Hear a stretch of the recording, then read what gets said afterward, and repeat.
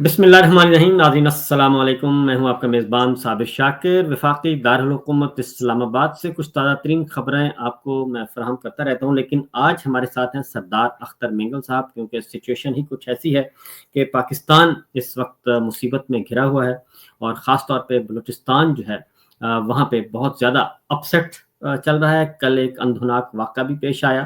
اس ساری صورتحال میں سردار اختر مینگل صاحب سے بہتر کوئی اور شخصیت ہو نہیں سکتی تھی میرے نزدیک، کہ جن سے ساری صورتحال معلوم کی جائے اور معاملہ کہاں خراب ہے اور اس کا حل کیا ہے، اور یہ سارے صورتحال کا ہم جائزہ لیں گے. السلام علیکم سر. وعلیکم صاحب. اچھا سر، یہ بتائیے گا کہ سب سے پہلے تو آپ کا بہت بہت شکریہ کہ آپ نے وقت دیا. اور بلوچستان کل اتنا بڑا واقعہ ہوا، اور D G I S P R 24 گھنٹے بعد آتے ہیں اور وہ کہتے ہیں کہ جناب آپریشن کامیاب رہا، اور شدت پسندوں کو، دہشت گردوں کو مار دیا گیا، اور تمام مسافروں کو رہا کروا لیا گیا، اور اس آپریشن کو وہ کامیاب آپریشن کا نام دے رہے تھے. تو سب سے پہلے تو آپ کے پاس جو معلومات ہیں، کیونکہ کچھ چند دن پہلے ہی آپ کی جماعت کے ساتھ بھی ایک فسطائیت والا رویہ اختیار کیا گیا، اور ہم نے بھی آواز اٹھائی اور آپ بھی وارن کرتے رہے. پھر آپ سب سے پہلے سیاستدان ہیں جو کہ قومی اسمبلی کو اس وقت چھوڑ کے جا چکے ہیں. تو معاملہ کیا ہے؟ صاحب کہتے ہیں نا کہ D G S P R نے جو آپ نے کہا، اس میں بولا کہ کہا ہے کہ جی آپریشن کامیاب رہا. یہاں پہ آپریشن تو ہمیشہ کامیاب رہتے ہیں، لیکن مریض ہمیشہ مر جاتا ہے. میرے خیال میں اگر ان چند ایک سالوں کو آپ لے لیں، جو بڑی بڑی ان کی چھاونیاں ہیں ان پر اٹیک ہو چکے ہیں.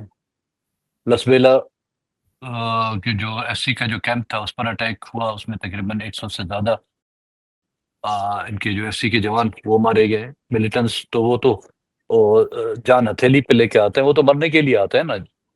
جس انداز میں وہ اٹیک کرتے ہیں، یا خود کش یا فدائین کی شکل میں، وہ تو نیت سے مرنے کے لیے آتے ہیں، وہ اپنے آپ کو بچانے کے لیے نہیں آتے.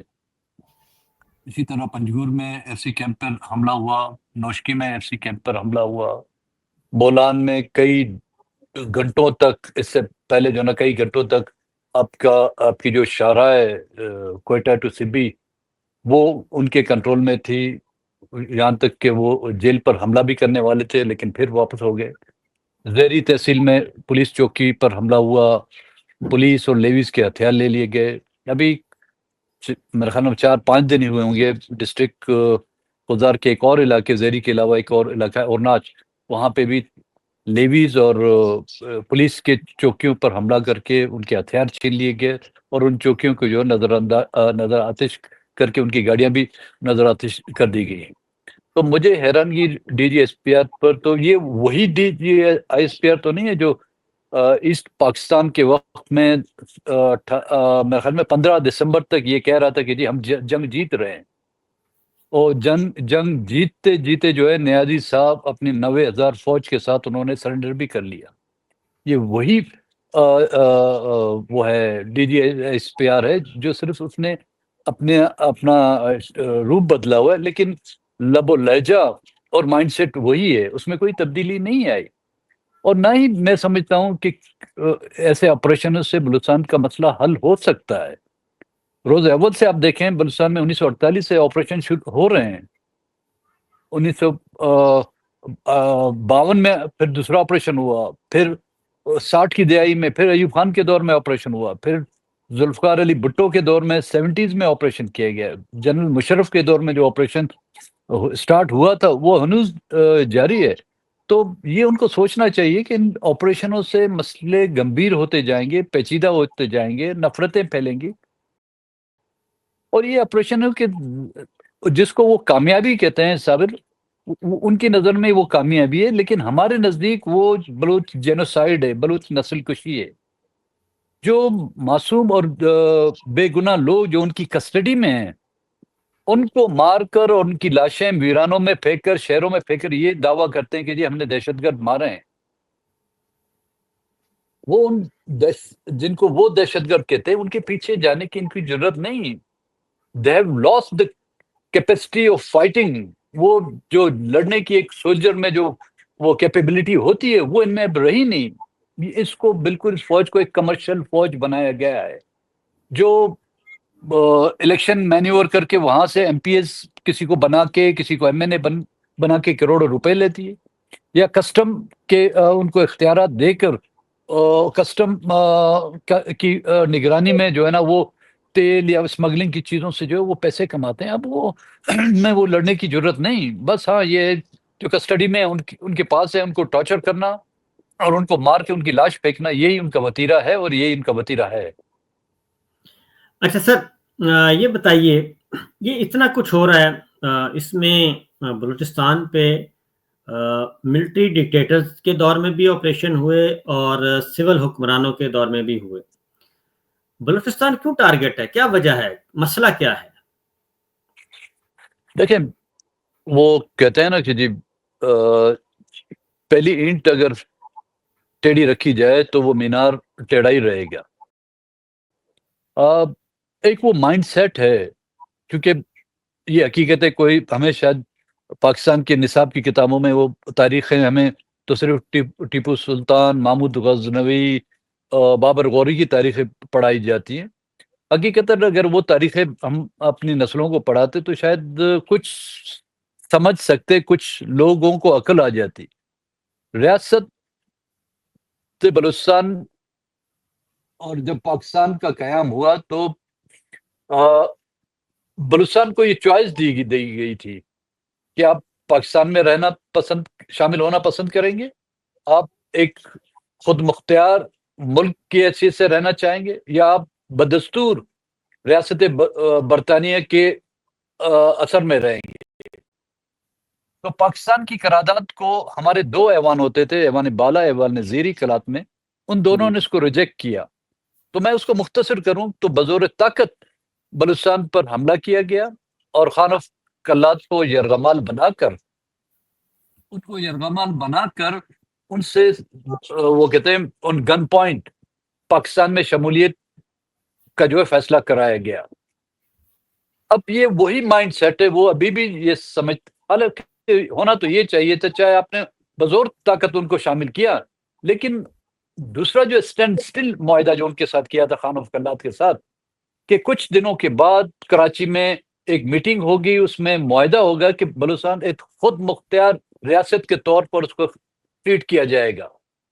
لیکن چونکہ اس وقت بلوچستان کے لوگوں نے رجسٹ کیا، اور اس رجسٹنٹ کی سزا ہر دور، چاہے وہ سول حکومت ہوئی ہے چاہے فوجی ڈکٹیٹر ہوا ہے، انہوں نے بلوچستان کے لوگوں کو اس جرم کی سزا دی ہے کہ آپ نے کیوں اپنی آزادی کی بات کی، آپ لوگوں نے کیوں اپنی خود مختاری کی بات کی.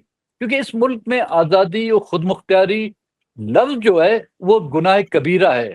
اس کی مثال، واضح مثال آپ لوگ ہیں، جو جرنلسٹ حق و سچ کی بات کہتے ہیں ان کو جب بخشا نہیں جاتا. جن جرنلسٹوں نے اگر بلوچستان کے ایشو کو ریز کیا ہے، یا تو ان کو تھریٹ آتے ہیں، یا ان کے بچے اٹھا لیے جاتے ہیں، یا ان کو خود جو ہے مسنگ پرسن کی لسٹ میں شامل کیا جاتا ہے. تو آپ خود سوچیں، جو ہماری آواز اٹھاتے ہیں ان کا یہ حال ہے تو ہمارا حال کیا ہوگا؟ اس میں سر آپ کی باتیں بالکل صحیح ہیں، درست ہیں، اور افسوس بھی ہوتا ہے. یہ بتائیں کہ جتنی بھی وہاں پہ بھی بلوچستان میں زیادہ دور نہ بھی جائیں تو پرویز مشرف صاحب کے زمانے سے آنورڈ وہاں کی جو ریئل پولیٹیکل پارٹیز ہیں اور ان کو آہستہ آہستہ ختم کیا جا رہا ہے، اور ان کی جگہ پہ ایک باپ پارٹی بنائی گئی اور اس کو پروموٹ کیا جا رہا ہے. تو اس سے کیا کوئی فرق تو نہیں پڑ رہا. اور یہ بھی آپ ذہن میں رکھیے کہ بلوچستان میں اس وقت بہت زیادہ معدنی ترقی ہو رہی ہے اور بہت زیادہ منرلز ہیں. ریکوڈک کا منصوبہ ہے، دوسرا منصوبے ہیں، سی پیک ہے. بلوچستان اس وقت پاکستان کا دل ہے. تو اس ساری چیزوں کے ہوتے ہوئے یہ احساس کیوں نہیں ہو رہا کہ بلوچستان اگر پرامن ہوگا، خوشحال ہوگا تو پاکستان ترقی کرے گا؟ کیا وجہ ہے؟ کیا ایلیمنٹس ہیں اس میں جو ہمارے جو انسرجنسی چل رہی ہیں ان کا کتنا قصور ہے، اور ہمارے اسلام آباد والوں اور راولپنڈی والوں کا کیا قصور ہے؟ عامر بھائی دیکھیں، روز اول سے جن ہمارے اکابرین نے بلوچستان کی آواز اٹھائی ان میں میر واسپش بزنجو، سردار عطا اللہ مینگل، نواب اکبر خان بگٹی، نواب خیربخش مری، وہ صف اول کا رول انہوں نے بلوچستان کی قوم پرستہ سیاست اور بلوچستان کے حقوق کے لیے اٹھائی. وہ پارلیمنٹ میں بھی گئے، وہ صوبائی اسمبلی میں گئے، وہ وزیر دفاع سے وزیر اعلیٰ تک بنے. لیکن آپ نے دیکھا ہوگا کئی بار، نہ کہ صرف مشرف کے دور میں، کئی بار یہ الزام لگا دیا چند سردار بلوچستان کی ترقی نہیں چاہتے. مشرف تو واضح طور پر کہتا ہے کہ 3 سردار، مینگل، بگٹی اور مری، یہ وہ سردار تھے جنہوں نے ہمیشہ حق کی بات کہی. ان کو ہٹا کے ہمیشہ وہ کہتے تھے باقی 73 ہیں، 42 ہیں، 44 ہیں یا 420 ہیں، وہ سب ان کے ساتھ رہے اور انہی کو ٹارگٹ کیا گیا کیونکہ انہوں نے حق اور سچ اور اپنے حقوق کی بات کی. ان کو یا تو دھکیل کر پہاڑوں تک پہنچایا گیا یا ان کو مایوسی کے اس حد تک لے گئے کہ انہوں نے پاکستان کی سیاست سے جو ہے توبہ کر لی. جہاں تک آپ نے کہا کہ ریسورسز، بالکل اس میں کوئی بات نہیں. بلوچستان جانا جاتا ہے اپنے سائل اور وسائل کی وجہ سے. اگر یہ سائل اور وسائل ہمارے پاس نہ ہوتے تو بنگلہ دیش کی طرح ہمیں کب کا انہوں نے دھتکار کر اپنے سے الگ کر لیا تھا. آج بھی بلوچستان کا ساحل نیلام ہو رہا ہے، چاہے چائنا کے ہاتھوں وہ نیلام کر رہے ہیں اس کو، اس کے بدلے میں سی پیک کے بدلے میں انہوں نے پورے پاکستان کو آباد کیا. موٹر وے پنجاب کے ہر شہر سے آپ کو موٹر وے نظر آئے گا، لیکن ہمارے یہاں ایک سنگل روڈ تک نہیں بنا. پاور پروجیکٹس بنائے گئے ہیں دوسرے صوبوں میں، لیکن بلوچستان ابھی تک بجلی سے جو ہے محروم ہے. ابھی تک گوادر سے لے کے پنجگور سے لے کر خاران تک ہمیں ایران سے بجلی مل رہی ہے. ریکوڈیک کی نیلامی ہوئی، اس میں بھی آپ کی وہ ایلیٹ، وہ پولیٹیکل ایلیٹ جو پاکستان پر قابض ہے، ان کا بھی حصہ ہے. آپ کی وہ عسکری قوتیں جن میں بڑے بڑے نام آتے ہیں، انہوں نے بھی اپنا شیئر رکھ کر اس میں اپنا حصہ لے کر اور خاموشی سے وہ بیٹھے ہوئے ہیں. تو یہ وسائل ہونے تو یہ چاہیے تھے کہ ان وسائلوں سے اس صوبے یا اس ملک کی یا اس خطے کی ترقی ہوتی، لیکن بدقسمتی سے ہمارے لیے، بلوچستان کے لوگوں کے لیے، یہ وسائل جو ہے وبال جان بن گئے ہیں. جس طرح عراق کا تیل عراق کے لیے وبال جان بن گیا، امریکہ کو یہ موقع ملا کہ اس پر قبضہ کرے، اسی طرح لیبیا کا تیل جو ہے آئل، اس کے لیے وبال جان بن گیا اور انہوں نے باہر کے ممالک، یورپین کنٹریز میں جا کے اس پر قابض ہو گئے. تو ہماری بھی صورتحال یہی ہے. ہمارا ساحل کیونکہ گوادر اس طرح اسٹریٹجک پوائنٹ پر ہے جہاں سے درہ ہرموز، جو دنیا کا تیل، جو گلف کنٹری سے تیل جاتا ہے، وہ اس کی گزرگاہ وہاں سے ہوتی ہے. تو وہ ہونا تو یہ چاہیے تھا کہ بلوچستان جو ہے اس سے جو ترقی کے وہ تمام مراحل گزر پاتا، لیکن ہمیں تو اپنی وہ نکلی ہوئی سوئی گیس ہمیں میسر نہیں ہوئی ہے. جو آج میں اپنے گاؤں میں بیٹھا ہوں، میں نے آپ کو کہا تھا کہ جی ہمیں پاس بجلی نہیں ہے، انٹرنیٹ نہیں ہے، بڑی مشکل سے میں نے آپ کے وہ کر کے انٹرنیٹ پہ میں آیا ہوں. باہر اس لیے بیٹھا ہوں کہ گھر کے اندر بجلی ہمیں نہیں ہے، اس لیے میں نے بولا کچھ روشنی میں آپ کا چہرہ دیکھ سکوں اور آپ میرا چہرہ دیکھ سکیں. بالکل صحیح، کیونکہ سی پیک کا جی 2 دروازے ہیں سردار صاحب. ایک ہے گلگت بلتستان، وہاں پہ بھی انریسٹ ہے، اور دوسرا دروازہ ہے گوادر سی پیک بلوچستان، وہاں پہ بھی انریسٹ ہے. تو میں سن رہا تھا منیر اکرم صاحب کو، ہمارے جو مستقل مندوب ہیں، انہوں نے 1 ہفتہ پہلے اقوام متحدہ کی سلامتی کونسل میں بات کی. انہوں نے کہا جی کہ بی ایل اے سے سی پیک کو شدید خطرہ ہے اور یہ سبوٹاج کرنا چاہتے ہیں، اور مجید برگیڈ کا نام لیا اور اس طرح کی ایک گفتگو وہاں پہ انہوں نے اسپیچ کی. اس کے ٹھیک 4-5 دن کے بعد یہ جعفر ایکسپریس والا واقعہ ہو جاتا ہے، سانحہ ہو جاتا ہے، اور اس میں نے دیکھا کہ جو ڈیمانڈز آئیں اور وہ سوشل میڈیا کے ذریعے بھی، اس میں بھی انہوں نے وہی باتیں کی کہ سی پیک کو بند کیا جائے، چائنا یہاں سے نکلے، اور ہم چائنا کے ساتھ بھی لڑیں گے، پاکستان کے ساتھ بھی لڑیں گے، تو ہم کسی کو بھی بلوچستان کی سرزمین پہ قبضہ نہیں کرنے دیں گے، نہ ہی گوادر اور نہ ہی سی پیک. تو یہ اس چیز کو آپ کیسے دیکھتے ہیں؟ اس کو سی پیک کے ساتھ بھی اب اس انسرجنسی کو لنک کیا جا رہا ہے. لیکن طاہر بھائی صرف ایک سی پیک نہیں جس سے جو ہے نا بلوچستان کی لوگوں میں جو ہے احساس محرومی یا بغاوت نے جو ہے جنم لیا. روز اول سے ہم آج سی پیک کی بات کر رہے ہیں, کل سوئی گیس تھا, سندک تھا, اور جس وقت سی پیک کی بنیاد رکھی نہیں گئی تھی, جنرل مشرف کا دور تھا, ہم نے یہی ڈیمانڈ رہی تھی کہ ہم ہر اس ترقی کے خواہاں جس ترقی کا ثمر بلوچستان کے لوگوں کو ملے. ہم ہر اس ترقی کی حمایتی ہیں جس کا فائدہ بلوچستان کے نوجوانوں کو روزگار کی شکل میں ملے. لیکن آپ مجھے بتائیں, جب سی پیک کے جس کو کہتے ہیں کہ جی $65 بلین جو آئے ہیں وہ خرچ کہاں ہوئے؟ نام تو سی پیک تھا نا. اگر گوادر کو بلوچستان کو سی پیک سے نکال دیں تو سی پیک کی اہمیت ہی نہیں رہتی. اگر وہ بلوچستان کا ساحل نہ ہوتا گوادر کی شکل میں تو سی پیک کے لیے ایک ٹیڈی پیسہ بھی آپ کو کوئی دینے کے لیے تیار نہیں تھا. اس کی بدولت آپ کو سب کچھ ملا. لیکن ان 65 بلین میں سے 1 بلین تک بھی بلوچستان کے لیے خرچ نہیں کیا گیا. وہ گوادر جس کی آج بھی بجلی جو ہے آپ کی ایران سے آتی ہے, اور پینے کا پانی وہاں کے لوگوں کو میسر نہیں ہے. ڈرینیج کا سسٹم وہاں پر آپ لوگوں نے ابھی تک انٹروڈیوس نہیں کرایا. ابھی تک بھی گوادر کے وہ باسی جو ہے نا وہ اسٹون ایج کی وہ جو ہے زندگیاں گزار رہے ہیں. تو جب آپ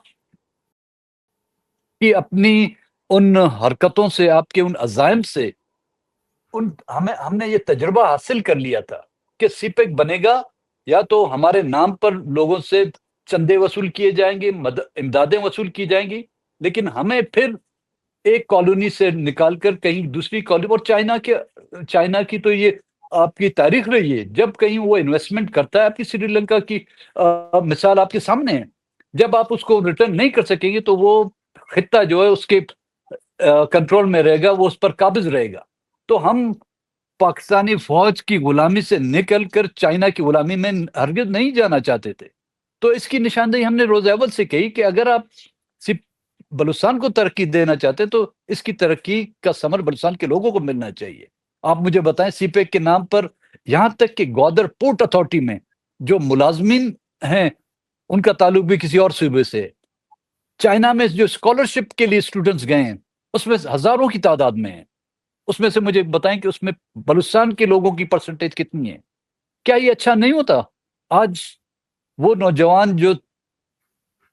نوجوان جس نے بندوق اٹھا کر پہاڑوں پر گیا ہوا ہے, ان میں سے کچھ آپ اسکالرشپ پر ان کو چائنا بھجواتے, کسی اور ملک بھجواتے تعلیم حاصل کرنے کے لیے. جب ان کے لیے آپ نے اسلام آباد کے تعلیمی ادارے, پنجاب کے تعلیمی اداروں کے دروازے جب بند کر دیے, ان کے اپنے انسٹیٹیوشن بلوچستان یونیورسٹی میں جب ان کے لیے اپنے تعلیمی ادارے اور سیاست کرنے کے دروازے بند کر لیے, تو ظاہر انہوں نے تو ہتھیار اٹھائے ہیں. اور سی پیک جو ہے, میں سمجھتا ہوں سی پیک نام بلوچستان کا ہے, لیکن ہم نے روز اول سے کہا کہ سی پیک کے نام پر بلوچستان کے بالخصوص گوادر کے لوگوں کو اقلیت میں تبدیل کرنے کی ایک کوشش ہے, جس کو سامنے رکھتے ہوئے آج وہ جو ملیٹنٹس ہیں وہ ڈیمانڈ کر رہے ہیں. چاہے چائنا بھی آیا تو ہم اقلیت میں تبدیل ہو جائیں گے, ہم پر ایک اور ایک ریچھ کے بجائے ایک اور ہاتھی جو ہے ہم پر قابض ہو جائے گا. اور اگر امپلائمنٹ کا یا ترقی کا اسی طرح وہ سلسلہ رہا تو گوادر کے لوگ کل پھر شاید کسی اور صوبے کے لوگ کو منتخب کریں, وہ اقلیت میں تبدیل ہو جائیں گے. اچھا سر, یہ آپ نے کافی ڈیٹیل کے ساتھ یہ بات کی ہے. اور بھی پروجیکٹ ہیں. سوئی گیس کا تو مجھے پتہ ہے اچھی طرح کہ گیس بلوچستان میں نہیں دی گئی اور باقی پورے ملک میں ہوئی, یہ تو ہم نے خود بھی وٹنس کیا. ایک اور بھی پروجیکٹ وہاں پہ ہے, یہ ذرا میں ناظرین کے لیے کہ پتہ ہونا چاہیے, ایک سینڈک بھی ہے, اور وہاں سے جو کچھ معدنیات اور جو آ رہی ہے انکم, اس میں بلوچستان کو حصہ مل رہا ہے. بلوچستان کی گورنمنٹ کی انوالومنٹ ہے اس میں جی جو لاسٹ مجھے ہم نے وہ کیا تھا 2% تھا اس میں سے بلوچستان. سر بھائی اس میں بھی آپ دیکھیں, جہاں پر بھی آپ آج کل نہیں بلکہ جہاں پہ منرلز ہوں گے, ہم صرف کاپر پر فوکس کر رہے ہیں کہ جی سینڈک میں کاپر تھا, ریکوڈیک میں کاپر ہے, کاپر کے ساتھ ساتھ گولڈ بھی ہے. گولڈ ہے. اور جی ہمیشہ جہاں پہ کاپر ہوگا اس میں آپ کو گولڈ کی بھی کچھ وہ پرسنٹیج ملیں گے, سلور کے بھی, چاندی کے بھی ملیں گی. اور اس کے علاوہ جو آج کل جس کی بڑی ڈیمانڈ ہے اس کو کہتے ہیں ریئر ارتھ مٹیریل, جو آج کی ٹیکنالوجی میں چاہے آپ کی نیٹ ٹیلی ویژن ہے, ٹیلی فونز ہیں, اس میں یہ اور بہت سی بڑی مصنوعات میں جو ہے وہ استعمال ہوتا ہے, اس کی قیمت جو ہے آپ کی سونے سے بھی زیادہ ہے. ہونا تو یہ چاہیے تھا, ہم نے سندک کے بارے میں یہ کہا تھا اور اس کے بارے میں ریکوڈیک کے کہ وہاں پر ریفائنری آپ لگائیں تو اس سے پتہ چلے گا, ایک تو ہے آپ کی امپلائمنٹ, وہاں کے لوکل لوگوں کو جابز ملیں گی, اور دوسرا ریفائنری میں یہ پتہ چلے گا کہ جی یہاں سے نکل کیا رہا ہے, صرف تانبا نکل رہا ہے, صرف سونا نکل رہا ہے, یا اور بھی منرل یہاں سے نکل رہے ہیں. کیونکہ اب چاہے چائنا جو لے جا رہا ہے سندک کے نام پہ, وہ تو کنٹینر لوڈ ہو کر جاتے ہیں اور اپنی انہوں نے ریفائنری لگائی ہے. ہمیں صرف اس میں تانبے کا, سونے کا, چاندی کا جو ہے ہمیں رپورٹ ملتی ہے کہ اتنا تانبا نکلا, اتنا سونا نکلا اور اتنا جو ہے چاندی نکلا. باقی کیا کچھ نکلا ہے اس کے بارے میں بلوچستان کے لوگوں کو کیا, پاکستان کے لوگوں کو بھی پتہ نہیں. اور دوسری بڑی بات, آپ نے سپیک کا معاہدہ کبھی دیکھا ہے کہ وہ معاہدہ کیا ہے, کیوں اس کو سیکرٹ رکھا گیا ہے؟ جب میں نے خود پروونشل اسمبلی میں ڈاکٹر مالک کی حکومت تھی, میں نے یہ سوال اٹھایا کہ جی سپیک کا جو معاہدہ ہے کم سے کم بلوچستان اسمبلی, بلوچستان نمائندوں یا پاکستان کی قومی اسمبلی میں پاکستان کے نام پہ بھروسہ نہیں ہے تو پاکستان کے نمائندوں کے سامنے رکھا جائے کہ وہ معاہدہ کیا ہے. کہتے ہیں جی یہ بڑا خفیہ سیکرٹ معاملہ ہے, اس میں آپ کی قومی سلامتی, اب آپ کاروبار کر رہے ہیں بھائی, یہ سپیک ایک کاروبار, ایک بزنس ہے, اس میں آپ کی قومی سلامتی کہاں آئی؟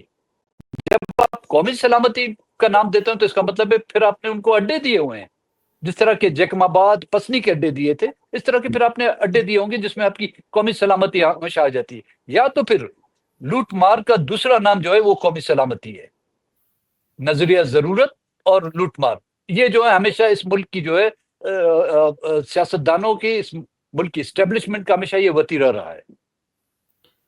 ریکوڈک کے بارے میں سر, ریکوڈک کا پتہ ہے کہ یہ جو ری نیگوشیٹ ہوا تو 25% بلوچستان گورنمنٹ کا ہے, 25% فیڈرل کا ہے اور 50% ریکوڈک کا. اس دفعہ پیپلز پارٹی نے, زرداری صاحب نے خاص طور پہ بلوچستان کی حکومت وصول کی ہے, اور خاص طور پہ کہ یہ اگلے 5 سال جو ہیں, مولانا بھی مانگ رہے تھے بلوچستان کی گورنمنٹ, تو کیا اس کے پیچھے یہی ہے کہ کیونکہ انکم آنا شروع ہو گئی ہے اور ریکوڈک سے بھی, اور تقریباً 2.5 ارب روپے, 2.5 ارب ڈالر انیشلی پر اینم آئیں گے شروع میں, تو یہ پہلے سے بندر بانٹ کی گئی ہے؟ کیونکہ پیر صاحب پگاڑا تو کہتے ہیں کہ پہلے سے, مولانا فضل الرحمان صاحب بھی کہتے ہیں کہ بلوچستان بھی بیچا گیا, سب کچھ بیچا گیا. بھائی جہاں تک زرداری صاحب ہیں یا نواز شریف ہیں, basically they are businessman, وہ کاروباری لوگ ہیں, اور کاروباری لوگ جو ہے نا وہ کہتے ہیں نا کچھ دیکھ کے ہی گرتا ہے. اور جہاں تک آپ کے ریکوڈیک کا معاملہ ہے, یا بلوچستان کے لیے ان کی کوئی ہمدردی نہیں. انہوں نے حکومتیں ہمیشہ جو یتیم کا جو مال ہوتا ہے اس کے وارث کئی نکلتے ہیں, جو بیوہ ہوتی ہے اس کی جو جائیدادیں ہوتی ہے اس کے پھر کئی وارث نکلتے ہیں. تو بلوچستان یتیم خانہ بن گیا ہے, اور اس کے وارث کبھی زرداری بنتے ہیں, تو کبھی میاں نواز شریف بنتے ہیں, کبھی مولانا صاحب بنتے ہیں, کبھی عمران خان صاحب بنتے ہیں. یہ سب ان کے وارث بننے کی کوشش کرتے ہیں. یہ نہیں کہ ان کو بلوچستان کے لوگوں سے کوئی ہمدردی ہے, ان کو بلوچستان کی حکومت میں رہتے ہوئے صدارتی ووٹ کی بڑی اہمیت ہے بلوچستان میں. تو ہر کوئی کوشش کرتا ہے کہ میں بلوچستان سے میری حکومت ہو تو صدارتی ووٹ مجھے ملیں گے, تو زرداری صاحب بھی صدر بن سکتے ہیں, پی ٹی آئی کے علوی صاحب بھی صدر بن سکتے ہیں, ممنون حسین بھی صدر بن سکتے ہیں. بلوچستان کے صدارتی ووٹوں کا بھی کی اہمیت ہے, اور پھر انہی ممبران کے ہاتھوں وہ سینٹ میں بھی نیلامی کرتے ہیں، اپنے من پسند لوگوں کو، بلوچستان سے باہر لوگوں کو، انہی ممبروں کو جن کو انہوں نے ٹکٹ دے کر ایم پی اے بنایا، انہی کے ذریعے سے وہ ان کو سینیٹر بناتے ہیں، اور سینٹ میں جو ہے نا اپنی من پسند لوگوں کو کبھی چیئرمین بناتے ہیں یا قانون سازیاں کرتے ہیں۔ اسی طرح ریکوڈیک میں بھی بڑے بڑے شیئر ہولڈر ہیں، صرف آپ کے زرداری نہیں ہوں گے۔ 25% کیوں بلوچستان کو دیا جا رہا ہے؟ بلوچستان مالک ہے ریکوڈیک کا، ہم نے یہ ڈیمانڈ کی تھی اگر دینا ہے تو بلوچستان کو جو 50% شیئر دیا جائے، لیکن 25% جو وفاقی حکومت کا تھا اس نے تو اپنا بیچ دیا، اور اسی حکومت کے ذریعے سے جو انہوں نے صوبے میں اپنی حکومت قائم کی ہے، اسی کے ذریعے سے وہ بلوچستان کا حصہ بھی آئندہ چند دنوں میں سرفراز بگٹی کی دستخطوں سے کسی اور فرم کو، کسی ملک کی کسی فرم کو بیچ دیے جائیں گے، کہیں گے جی ہمارے پاس وسائل نہیں ہیں، ہم اس ریکوڈیک پہ جو ہے بلوچستان کا حصہ بیچ کر اپنے ضروریات یا اپنی لوگوں کی تنخواہیں کو پورا کریں گے۔ نام ہوگا کسی کمپنی کا، لیکن اس کے پیچھے ہاتھ ہوگا، اس کے پیچھے ہاتھ ہوگا انہی لوگوں کا، چاہے وہ وردی میں ہو یا شیروانی میں ہو۔ رائٹ، کیونکہ میرے پاس اس بارے میں کافی خبریں موجود ہیں، اس پہ میں نے کافی کام کیا ہوا ہے۔ اس میں ہمارے کچھ دوست بردر ممالک بھی ہیں، ان کو بھی کہا گیا تھا کہ آپ انویسٹمنٹ کریں، آپ آئیں، تو اب ان میں سے ایک بردر ملک کے ساتھ یہ کیا جا رہا ہے کہ جو انہوں نے ڈپازٹس وغیرہ دیے ہیں وہ پارشلی اب ان کو وہ شیئرز جو ہیں وہ بیچے جا رہے ہیں۔ انیشلی سعودی عرب کے ساتھ 18% کا کوئی ہو گیا ہے معاملہ، 18% یا 17%۔ تو اسی طریقے سے یہ بقیہ جو بلوچستان کے بھی ہیں وہ بھی 25% جو ہیں وہ خدشہ یہی ہے، مجھے لگتا ہے یہی ہے کہ وہ بھی آگے فارورڈ کر دیے جائیں گے، اور اس سے پھر کیا حاصل ہوگا یہ آنے والے وقت میں پتہ چلے گا۔ تو صابر بھائی قطع کلامی معاف، ابھی آپ نے دیکھا ہوگا پچھلے دنوں بلوچستان اسمبلی نے ایک قرارداد، سرفراز بگٹی نے جو ایک قرارداد پاس کرائی تھی کہ جی بلوچستان اسمبلی کی ایک نئی بلڈنگ جو 5 ارب کی لاگت سے بنائی جائے گی، وہ ایک نئی بلڈنگ بنائے گی۔ کسی نے اس پر اعتراض نہیں کیا، تمام کی تمام اسمبلی میں بیٹھے ہوئے لوگوں نے جو ہے اس کی ہاں میں ہاں بھر دی، اور وہ قرارداد پیش بھی ہو گئی، منظور بھی ہو گئی۔ کل اسی اسمبلی سے ایک قرارداد پیش کی جاتی ہے کہ جی ریکوڈیک میں بلوچستان کا چاہے 25% کا 25 یا اس میں سے 20% یا 15% ہم اپنے اخراجات کو پورا کرنے کے لیے، ایم پی ایس کو فنڈ دینے کے لیے، بلوچستان کی ترقی کے لیے، لوگوں کی تنخواہوں کے لیے، کیونکہ فیڈرل ہمیں نہیں دے رہی ہے، ہم اس کو بیچنا چاہتے ہیں، تو آپ کیا سمجھتے ہیں وہ قرارداد منظور نہیں ہوگی؟ اس طرح کے جب لوگ لائے جائیں گے، تو اس طرح کے لوگ جب حکومتیں لائی جائے گی، اس طرح کی جب اسمبلیاں بنانے کا مقصد ہی یہ ہوتا ہے بلوچستان میں کہ بلوچستان کے جو جائز حقوق ہیں ان پر خاموشی اختیار کی جائے، اور بلوچستان کے وسائل کو انہی کے ہاتھوں سے نیلام کیا جائے، اور یہ کہا جائے کہ دیکھیں جی یہ تو بلوچستان اسمبلی نے کیا ہے، یہ تو بلوچستان اسمبلی کی قرارداد تھی، ہم کیا کر سکتے ہیں؟ ہاں، یہی کیونکہ مجھے اس کا بہت اچھی طرح علم ہے کہ اس الیکشن سے پہلے بلوچستان بہت ٹارگٹ پہ رکھا ہوا تھا، اور بہت زیادہ سودے بازی ہو رہی تھی بلوچستان کی گورنمنٹ پہ۔ تو مولانا صاحب یہ بڈ ہار گئے اور زرداری صاحب یہ بڈ جیت گئے، اور لیکن ہوا یہ کہ زرداری صاحب پہ بھی پورا بھروسہ نہیں کیا گیا۔ پھر سرفراز بگٹی کو کیئر ٹیکر سیٹ اپ سے ریزائن کروا کے پھر اس کو بھیجا گیا اور انہیں پیپلز پارٹی میں ڈیپوٹیشن، وہ سیکشن 10 آپ کو معلوم ہے ہوتا ہے اسٹیبلشمنٹ ڈویژن کا، تو وہ سیکشن 10 کے تحت اب پیپلز پارٹی میں وہ ڈیوٹی دے رہے ہیں، تو ان کو پھر سی ایم بنایا گیا یہ ساری سچویشن میں۔ تو اس میں جو اب آتے ہیں بلوچستان کی اپنی جو باقی لیڈرشپ ہے، یہ سرفراز بگٹی صاحب ہیں اور باقی لوگ ہیں، بزنجو صاحب ہیں، یہ کیوں نہیں اس بات کا خیال رکھتے کہ یہ سارے آپ لوگ اور سب مل کر ایک یونٹی شو کریں اور اپنے حقوق کو پازیٹیولی آگے بڑھائیں اور گین کریں کچھ؟ دیکھیں سرفراز بگٹی اور ان کی طرح کے ساتھ ہم اگر الائنس کرنا چاہیں تو پھر مجھے جو ہے نا این ٹی سی کا کورس کرنا ہوگا، این ٹی یو کا، ہم وہ سب کر چکے ہیں 1 سال کے لیے جو ہے نا مجھے پھر وہاں پر بھرتی ہونا پڑے گا، پھر جا کے میں سرفراز بگٹی یا ان کی طرح کے لوگ جو ہیں ان کے ساتھ ہماری نزدیکیاں ہو سکتی ہیں، یا تو پھر وہ وہاں سے اپنی رخصت کی درخواست دے کر وہ پھر آ کے ہمارے ساتھ جوائن کریں، جو بہت مشکل ہے کہ وہ ہمارے ساتھ آ کے جوائن کریں۔ جہاں تک کہ دوسری جو نیشنلسٹ پارٹیاں ہیں، اب تو کم ہی رہ گئی ہیں، ہماری ایک پارٹی ہے بلوچستان نیشنل پارٹی، اور نیشنل پارٹی ہے ڈاکٹر عبد المالک صاحب کی۔ ہاں، ہونا تو چاہیے تھا، لیکن شاید کل بھی میں نے صحافیوں سے یہ بات کہی تھی کہ گزشتہ جو ہمارے تجربات ہیں، جو ایک دوسرے سے ہماری جو تلخیاں ہوئی ہیں اور ایک دوسرے سے ہماری جو دوریاں ہوئی ہیں، وہ تجربات جو ہے نا وہ ہمارے راہ میں اٹکے ہوئے ہیں کہ ہم ایک دوسرے کے نزدیک نہیں جا سکتے، اور وہی شک اور وہی ہم ایک دوسرے پر جو ہے نا گمان ہے کہ کل پھر ایسے حالات میں ایسے موقع پر ہم پھر ایک دوسرے کو دھوکہ نہ دیں، اس لیے سے وہ رکاوٹ ہے۔ تو اس لیے ہم نے یہ کوشش کی ہے کہ ہر کسی کی جو 1.5 انچ کی مسجد ہے اسی میں بیٹھ کے اپنی تراویحیں بھی اسی میں پڑھے، اور اپنی جمعے کی نماز بھی اس میں پڑھے، اور عید کا خطبہ بھی اسی میں سنیں۔ رائٹ۔ اچھا سر، یہ بتائیے گا کہ ایک خبر چل رہی تھی کہ محمود خان اچکزئی صاحب اور آپ عمران خان صاحب سے ملاقات کریں گے، تو ایسی کوئی اطلاع، یہ درست ہے اطلاع؟ جی، کل مجھ سے پی ٹی آئی کے دوستوں نے کال کیا تھا کہ ہم عمران خان سے ملیں گے تو یہ ہم تجویز دیں۔ میں نے بولا تجویز تو دیں، لیکن خان صاحب کو میرا سلام بھی دیں، اور یہ عرض بھی کریں کہ خان صاحب، جو بات ہم نے آپ کو سمجھانے کی کوشش کی جب ہم آپ کے اتحادی تھے، آپ بھی وہی بولی بول رہے تھے جو میاں شہباز شریف آج بول رہا ہے۔ انہیں بھی میں آنے والے کو جو وہ رٹا لگاتے ہیں کہ جی بلوچستان میں کوئی احساس محرومی نہیں، بلوچستان صرف چند سرداروں کے ہاتھوں یرغمال بنا ہوا ہے، یہ مرداری بھی کہہ رہے ہیں، اور باقی جو یہاں پہ پولیٹیکل پارٹیاں ہیں وہ بھی کہہ رہی تھی، اور ہم نے آپ کے ساتھ، ہم آپ کے نزدیک آئے، لیکن آپ نے ہمیں خود دھکیل کر اس کیمپ تک پہنچایا۔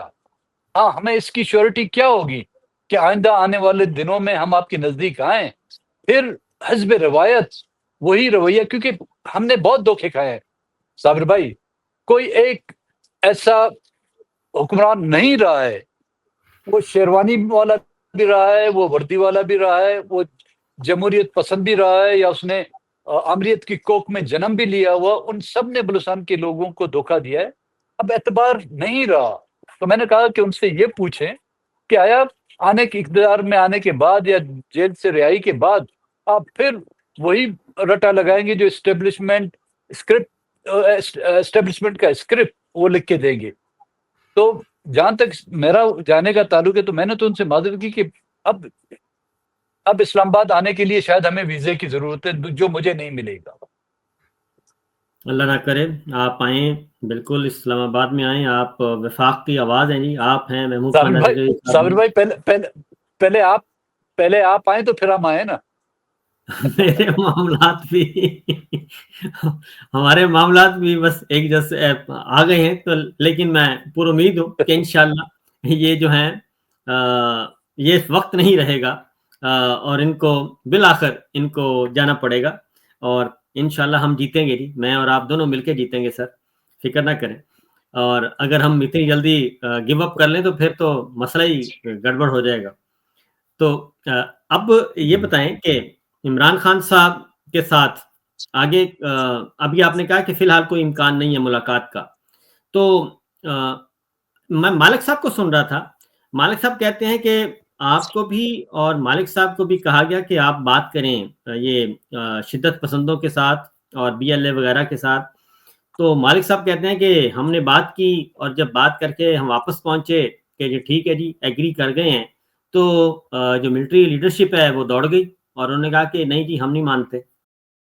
جی، بالکل اس میں شک نہیں کہ ڈاکٹر مالک صاحب کو یہ ٹاسک دیا گیا تھا 2013 میں جب وہ چیف منسٹر بنے تھے، اور میرے خیال میں 2014 میں وہ گئے تھے وہاں پہ، چند لوگوں کے ساتھ وہ ملے تھے اور کسی حد تک ایگری کر چکے تھے، لیکن جب یہاں پر آئے تو یہاں کی جو اسٹیبلشمنٹ ہے اس نے ان کو جو ہے ریڈ فلیگ دکھا دیا کہ نہیں جی ہم کسی بھی صورت میں ان سے بات کرنے کے لیے تیار نہیں ہیں۔